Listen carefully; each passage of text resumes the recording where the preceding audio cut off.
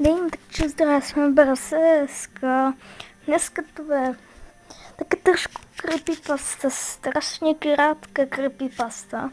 Nevím, jak dlouhá bude, ale jdeme na to.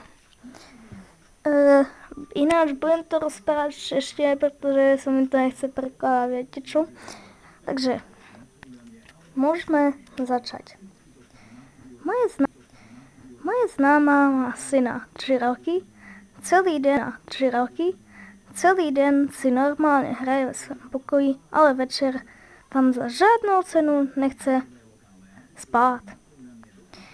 Jednou k večeru si kolem posílky rozestavil vajačky. Máma se ho zeptala, proč to dělá. On řekl, že ho chrání před klukem,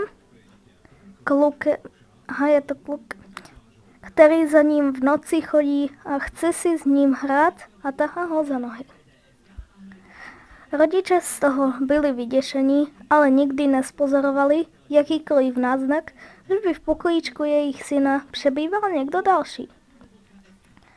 Neřešili to, i když jim jejich synek neustále říkal, že za ním v noci chodí ten divný kluk. Faktem ale je, že jeho matka v období porodu hodně krvácela, čekala dvojčata a jedno dítě potratila. Když jsem jí říkala, že za jejím synkem chodí možná tento nenarozený syn, okamžitě to zamítla a nechtěla se mnou o tom mluvit.